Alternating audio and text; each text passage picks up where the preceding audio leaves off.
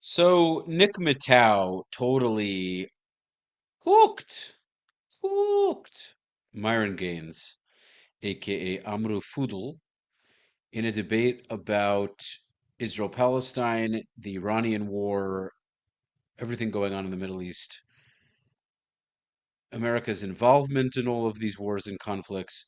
Let's have a look at the debate. I also had Nick Matau on my podcast. It dropped 2 nights ago. I would love for you to go check it out. And of course, follow me at Rafi the Realtor for all of your real estate needs. Let's get into it. I think this overqualifies for a genocide, and many scholars and human rights organizations would agree with me. Obviously, you're entitled to your opinion. You think that it's not a genocide, that's fine.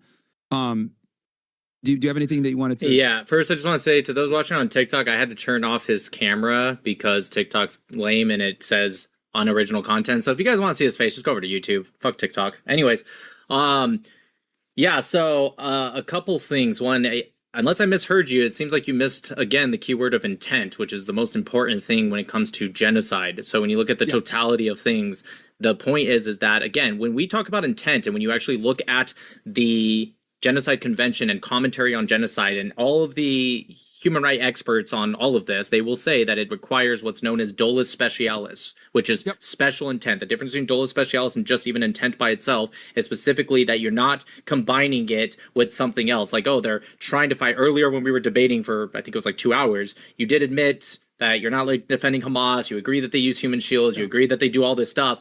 Dolus specialis means you're doing something specifically to do genocide. Not, we're trying to actually get this, but we also don't really care if a lot of people are killed. Yeah. May I, and my response to that, and I'm glad that you brought this up.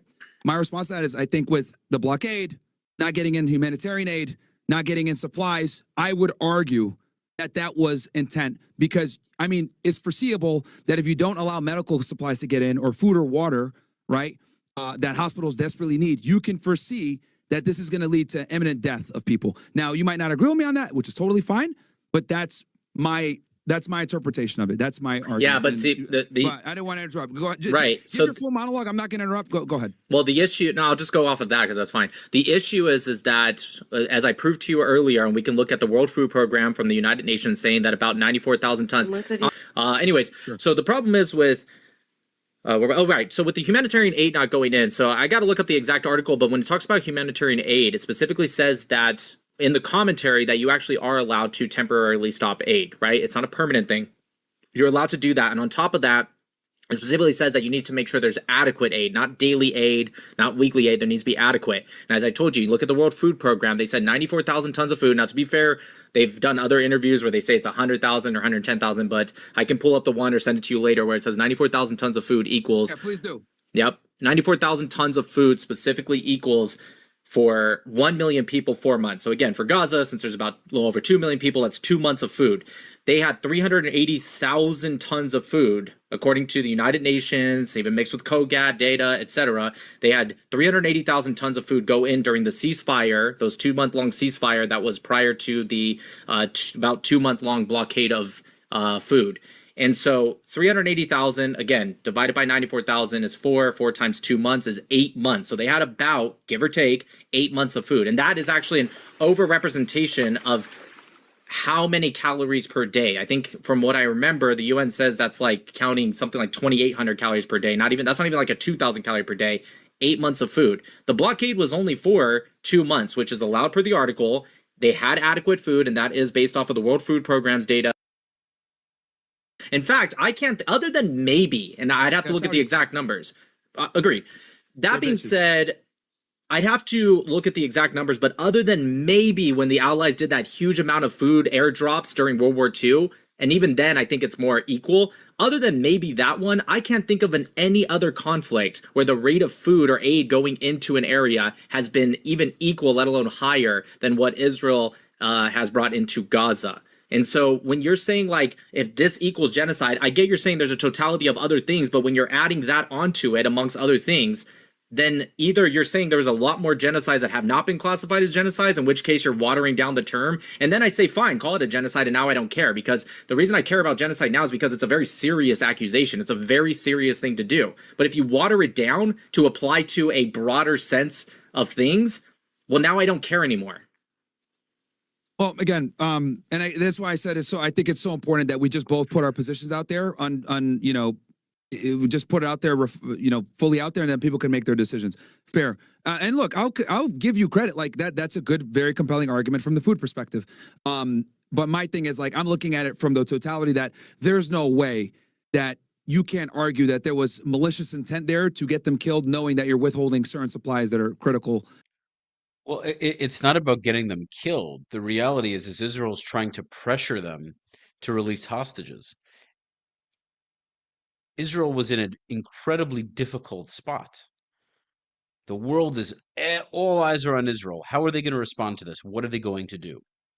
Now, from a strictly militarily strategic standpoint, you shut off electricity, you choke the tunnels, you don't allow any sort of air conditioning to go through, you force the Hamas terrorists, Islamic Jihad, whichever of the probably tens of groups that exist in Gaza, to not only come out of the tunnels, but to bring the hostages out with them. Now that would have been very smart and very strategic. You could very easily make the argument that Israel should have been harsher and swifter in the earlier stages of the war post October 7th, and they probably would have had better results and less pressure from the international community. But Israel was treading very carefully on how to respond and what to do. And the reality is no response would have been okay enough in the eyes of much of the world. So it's not that a matter of Israel wanting to starve the Gazans for the sake of doing so. They wanted to get their hostages back. That's the top priorities, and the security of its citizens, getting rid of Hamas. For sustenance, healthcare, all these other things, but that's fine. Discriminate. Do you want to take it first, and I can go into that? My argument is, position is that there was discriminate and indiscriminate bombing. I think for you were saying the indiscriminate bombing didn't exist. I'm saying indiscriminate bombing. When you say indiscriminate bombing, you're not talking about of like concrete and structures. You're talking about of the people, correct? Both.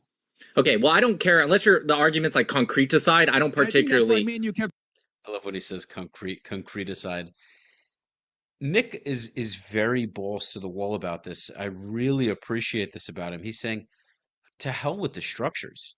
You invaded a sovereign country that you had no chance of beating. Hamas would have genocided every single Israeli had they had the opportunity. So they pretty much killed everyone in sight until Israel dealt with them, until Israel killed most and arrested the others. Otherwise, they would have rampaged through the whole country if they had the opportunity. They would have killed every single last man, woman, and child they were able to get their hands on. That was an attempted genocide. They just weren't successful. Israel, on the other hand, could very easily commit a genocide and doesn't want to. They're just dealt with an impossible, nearly impossible scenario. You can't kick them out because it's ethnic cleansing. You can't kill them because it's genocide. You can't. Israel has its hands tied. If Israel actually listens to what the world thinks they should do, they might as well not even respond. It's just ludicrous. Talking past each other, by the way, because I noticed you kept bringing up like how much the infrastructure destroyed, how much infrastructure destroyed, how many people died. I think that's where me and you kind of see eye to eye, because I look at both the structures and the people. Yeah, so for me, I don't give two shits about their structure. I think anything that can be used as an offensive capability should be destroyed. I just saw Gaza actually a couple weeks or 3 weeks ago. I saw inside of it, there's still a lot of stuff standing that I thought that could be used as an offensive capability. Now, if we're trying to combine that, which is what you were doing earlier, with genocide, because of the totality of things, one of the things outside of the food is specifically the indiscriminate bombing is what you said. And so we're obviously talking about human life. There's only up to 10,000 That everyone has this idea that once they move the rubble, there's going to be 200,000 bodies. No, the fuck it's not. Even Hamas themselves, the Gaza Ministry of Health said there's about 8 to 10,000 missing. Even if we assume that's 100% death rate and they're just not missing because they're just not tracking where they're at, even if it was 100%, that's an extra 10,000 on the death toll. But no, I have no idea. We can use 70,000, but I want to know not is that 70,000 civilians? What is the separation between civilian and terrorists? Because if it's a 2-to-1 ratio, dude, the world average when airstrikes actually kill somebody is 5 to 7 civilians per 1 death. In the region in Aleppo 2016, it was closer to 28 civilians per 1 terrorist death. So I don't care so much about the number. Obviously, I'm against war. I think war is better to not be in it, but I'm not a pacifist. I'm not a pussy. If you start war, I don't do this whole like, well, it needs to be proportionate. No, the war needs to happen until you accomplish the goals of war. Yes, dude. Nick, yes. It's really that simple. It's really that simple. If you can avoid war, you avoid it. If an enemy comes and invades my land, kidnaps, kills, rapes, tortures my people, you go and get it, and you're gonna get spanked. What? There is no debate about it. There's nothing to talk about. And I love that Myron was bringing up the 70,000 number because that's what the Gaza Health Ministry purports. But they're not talking about death of natural causes, old age, illnesses. Uh, that those are already illnesses and old age, issues maybe with birth, uh, obviously terrorist deaths, which is, as far as I know, close to half of the number, even if it's 30%, 40%. You're looking at a 1-to-1 and possibly a 2-to-1 ratio of civilian to combatant death. And that's an incredibly fair number compared to much of the, especially the wars that are between Muslims and Muslims. But there's this absolute double standard put on Israel where they have to meet this proportionality that nobody else is expected to meet. It's fucking ludicrous. I also think it's so classic of Myron to have this thing on his wall here. In this house, we believe women are dumb, trannies are mentally ill, blacks are crooks, Jews run America, Indians stink. It was not 6 million. He's such a he's such a rage baiter. The funny thing is he believes everything on that list. That's the really funny thing. Oh my God. Yeah, he's a nut. He's a nutty guy.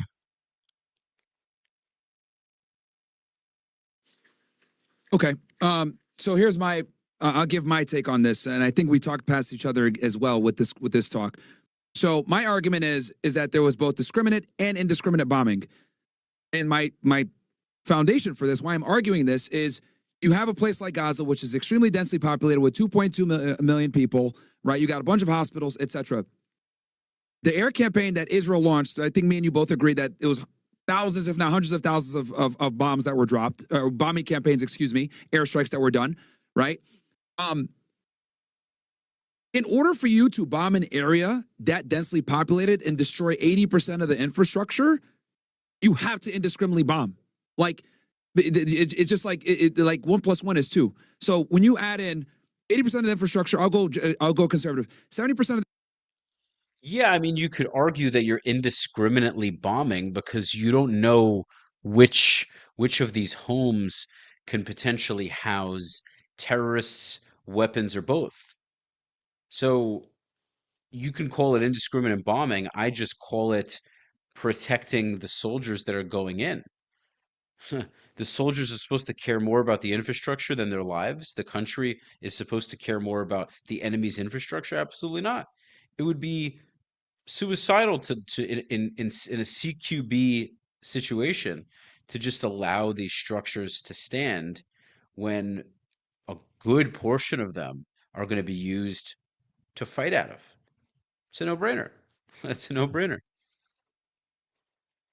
the infrastructure being gone, right? The bombing of hospitals, the bombing of religious institutions, the bombing of camps that people were told to go to where they would be safe, right? When you're bombing all these different places, there's no way that you're not indiscriminately bombing. Now, I want to be clear about this. Am I saying every single air campaign was indiscriminate? Of course not. Some were discriminate, where they're like, hey, we know where Abu Ubaidah is. We can do a direct strike. We're going to go get him. We can maybe minimize the casualties here. But there were other times where, they probably were indiscriminate. They're like, hey, we think a guy's in here, blow it up. It is what it is. We could deal with the ratios, etc. And a lot of people, and I'm very cautious to say this. I didn't want to say this in the debate before, but I'm going to bring it up because I'm very skeptical, right? Like, I'm not one of these morons that's like, oh, I'm just going to leave all the Hezbollah. Different reports put out that somewhere between 70 to 90% of the people that were killed in Gaza were civilians, right? They say somewhere between only 10 to 20 debunked. were Hamas. Yeah, that was debunked. I can explain. Well, no, I can explain. It comes from Abraham. I can't remember his last name is, and he himself admitted on X that he was pretty much being disingenuous. But in Gaza, no, I'll tell you why. The reason they have informants in Lebanon is because a lot of people. The number one country for assassination. Hold on. They have done better. Can you name anyone else that will actually? First off, remember, Gaza's very unique because, for example, in Mariupol, when Russia goes in the first 25 days, there's some reports. We don't know the actual numbers because Russia still controls them. They won't allow anyone to go check it. They won't allow anyone to investigate it. But there's some numbers based off of satellite imagery and mass graves. And remember, Mariupol is a place of I think 410,000. So it's 1/4, 1/5 the size of Gaza. In 25 days, so let's just call it a month, they killed about as many people. And again, some reports would say even more than Israel did in Gaza in the whole almost 3 years now. And again, that's in a place that has significantly smaller population. So if you go per capita, it definitely is a lot more. They did that in 1 month. Now, why did Russia not kill even more than that? Because the Ukrainians, and just like any other war in history, Syria, Iraq, Afghanistan, they got to get the fuck out of the way. But the Gazans, we were in a very unique position. Not only is it a tiny, tiny little strip of land, but the Arabs said, fuck you guys, close the door on them, you guys stay in there. So even with that context, Israel, again, we have a 3% death, right? And we have 70% destruction of buildings, if not more. So that shows very clearly that they did go out of their way to make sure they didn't kill people, because if they didn't give a shit, these percentages would be, if not the same, closer to the same.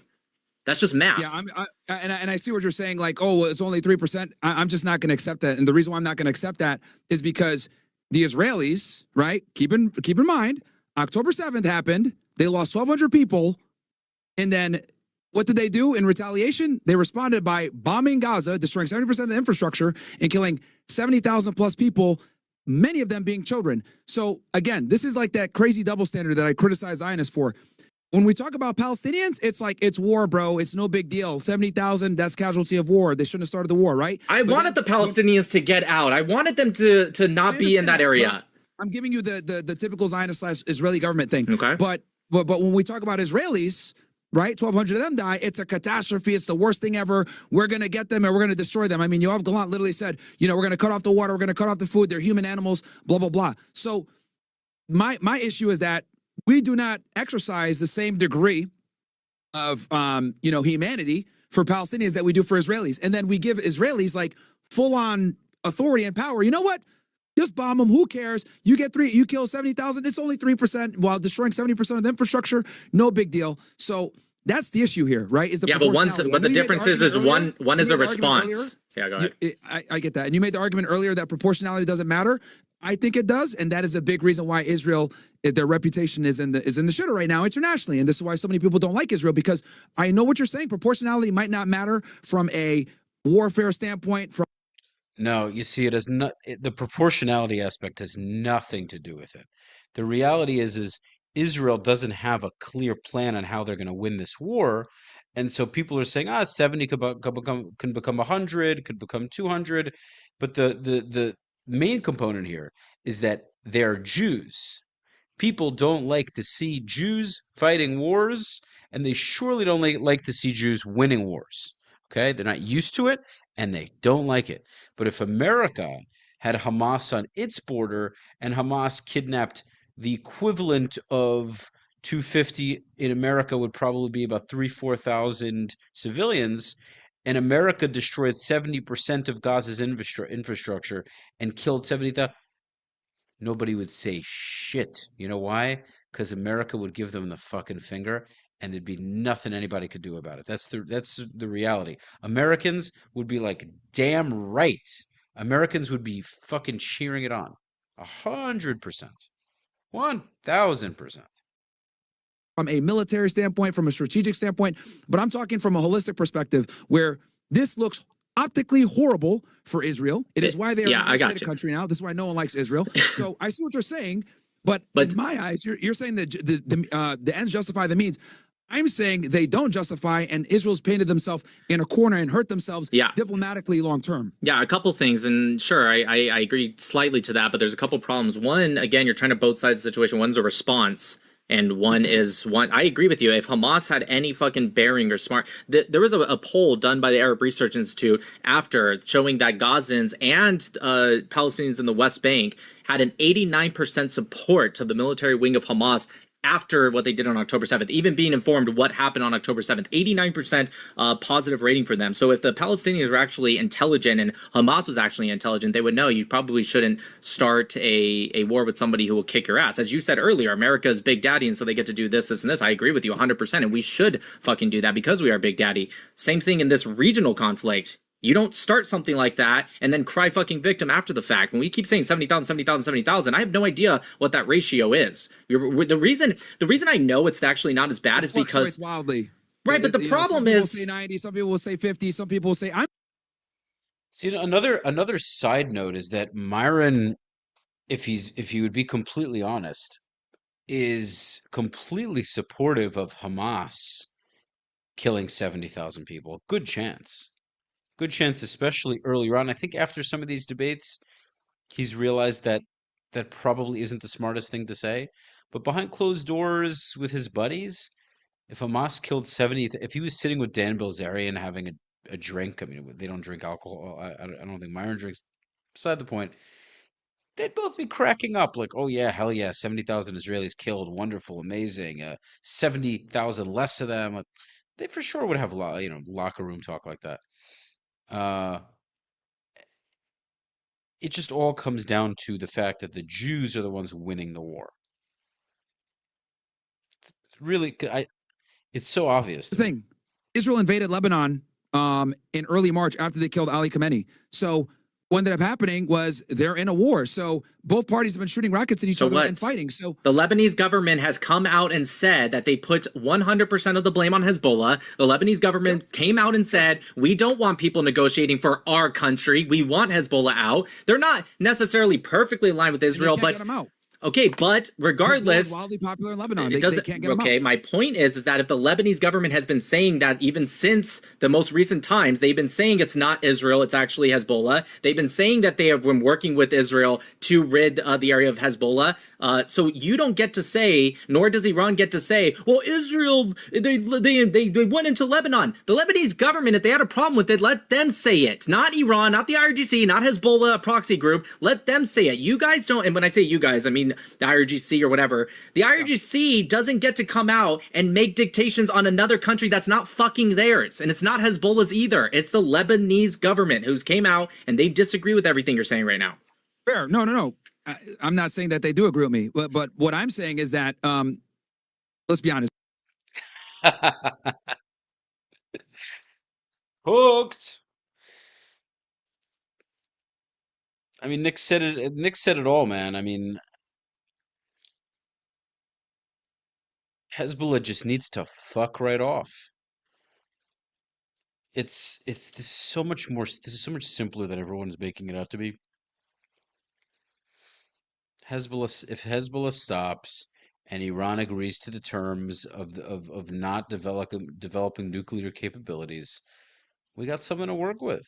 I mean, I think that the government, the Iranian Islamic regime, needs to change. We need a new government, but in the meantime, they have to agree to not continue to build nukes to get to a percentage of enrichment that can make nukes possible.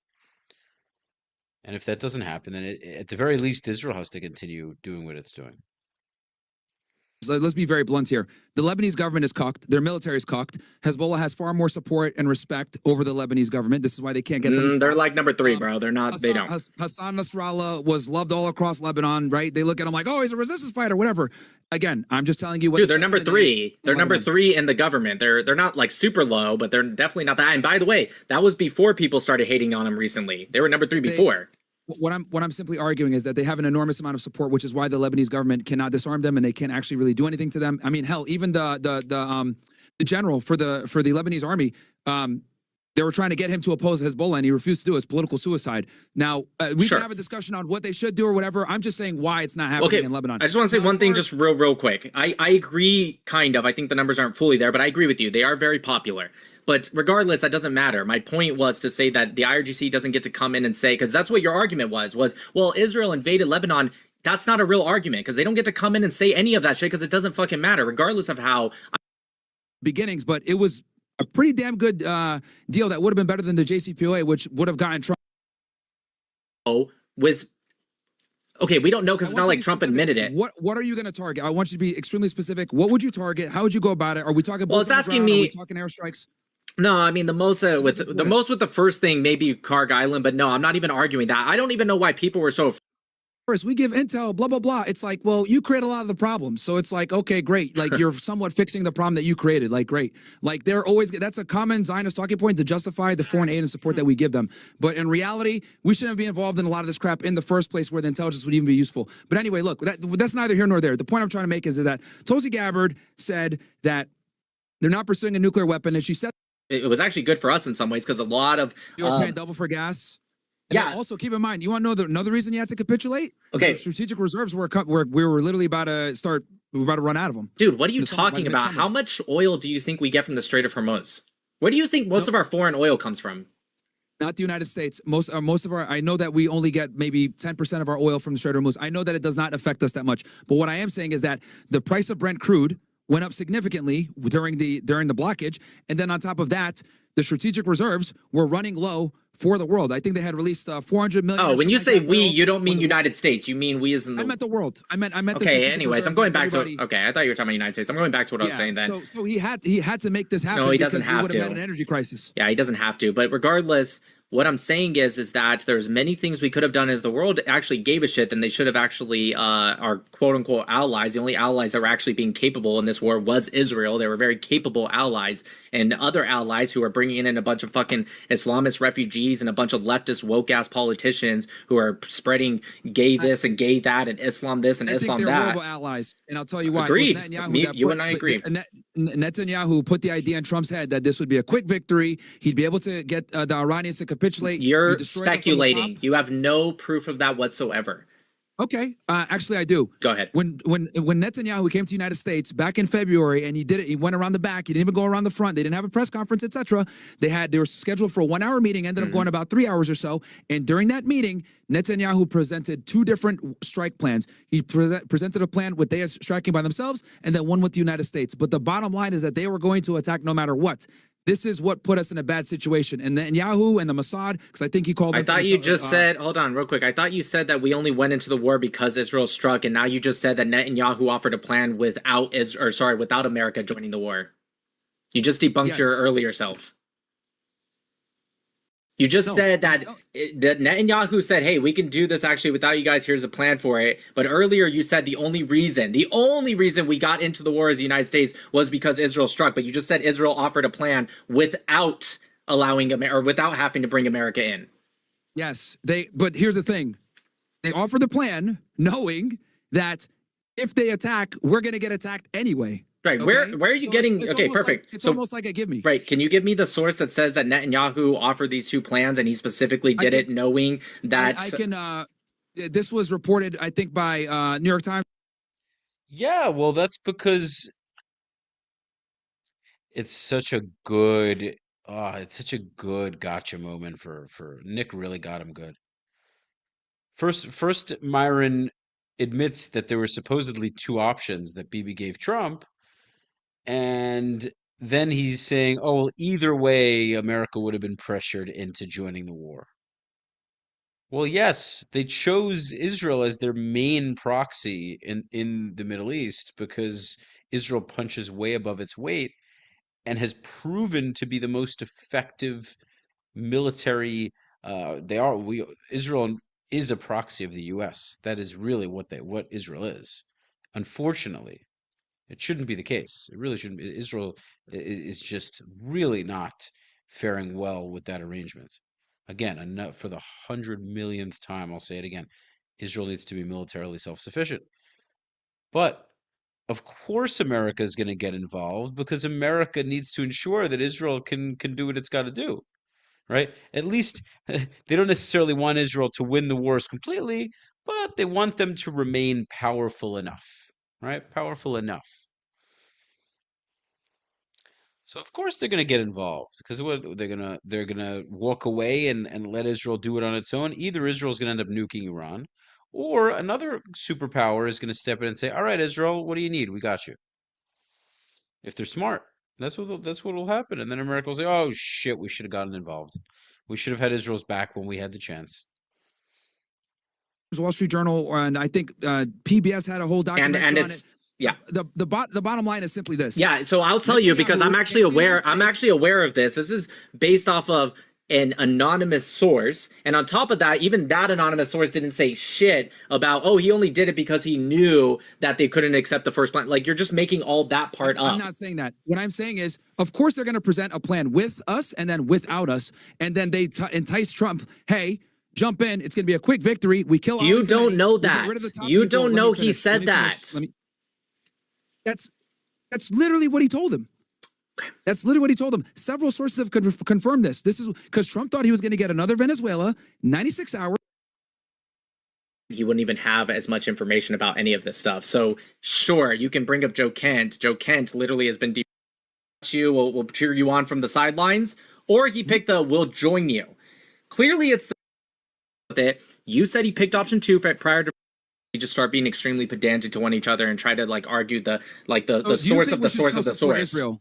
What's your position on our relationship with Israel? And we can end on this. Yeah, sure. I told you earlier. I didn't really get into it, so yeah, we can end here. Yeah, so earlier I said I'm not one of these Zionists that actually agrees with the whole 3.8 billion MOU, and I know you said you have more than that, but there's a lot of pro-Israelis that are like, yeah, we should do more than 3.8 billion. I'm not really for this MOU, but not for an anti-Zionist reason. It actually comes from a Zionist place. One, because the whole point of Zionism is the Jews' self-determination in their indigenous and ancestral homeland. Self-determination also comes from a place of being self-reliant more and more. And it's kind of like the same reason I want to get rid of welfare systems, because I think for blacks to grow in this country, which I want them to, we can't do that when Democrats keep giving them all these fucking handouts. And so I want to get past that so that way they can grow. Same thing with Israel, although I think Israel's grown a lot, especially for the size of its country. But a lot of it also comes from a lot of restrictions that, including us, the United States of America, let's be honest, we put a lot of restrictions on Israel that a lot of pro-Palestinians don't want to talk about. And so for me, what I'd like to see is more actual kind of investments and partnerships where we allow Israel to... Israel, by far, I think, out of all of our allies, percentage-wise, spends more on their R&D from their GDP than any of our allies. Again, percentage-wise. I'm not talking about raw numbers, percentage-wise. Like 6% of their GDP goes into R&D. And it's important because China in 2023 just upped their GDP spending on R&D by a lot. And so I think out of all of our allies, maybe there's more than just Israel, but Israel's definitely like the only or one of the only ones that actually beats out China. So we know Israel's very good when it comes to innovation, especially for the size of its country. Also, for the size of its country, per capita, Israel, more than any of our allies, Israeli-founded companies hire more Americans on American soil. It's like 255,000 American jobs. They're the highest out of any of our allies, percentage-wise, by far. It's not even close. And so what I'd like to see instead of this... hire the Jews. That's fine. Dude, there's not even that many Jews. But sure, I'm sure there's some Jews that are hired. So what? That's not the point. The point is that... Look, I get it. You don't like fucking Jews. I don't really care. They're Israelis too. They're Israelis as well. Like they're dual citizens. What percentage? Well, sure, fine. If you're going to interrupt me for that, then tell me what percentage of the 255,000 Americans are dual citizen Israelis.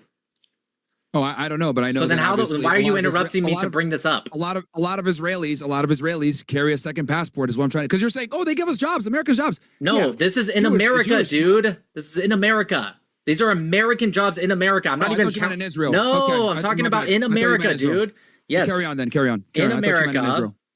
No, in America, that's what they do. It's like 255,000 jobs. But like what I'm trying to get at is what I would like us to see is not this whole like, hey, we give you $500 million that goes straight to missile defense. 3.3 billion is kind of a credit system where you're required to spend at minimum 75% back into the American economy. Israel usually beats that every year anyways. Last year or maybe the year before, they spent like 10 times the amount into our economy. Every single year on average, on exports, they spend $24 billion into our economy, $55 billion in trade back and forth. And so what I'd like to see is not, hey, we give you this money and we're also going to control you and we're going to say don't do this and don't build this plane and don't do this munitions. No, what I want to do is pull all that money out and tell Israel, go free. Like you go ahead and start doing your weaponization. We know that they can do stuff that a lot of the times beats out even American equipment. I want to see them do more of that. And then if something's good, just being a partner with Israel, I'd like America to be like, yeah, we'll buy that. They can even offer discounts because of a friendship thing, whatever. I don't really care. That can be separately worked out. What I'm saying is I like to invest in some of this stuff, which would only help America. It would get us more out of the Middle East like you want, and it will allow Israel to actually grow even more. All right, so this is this was quite a debate.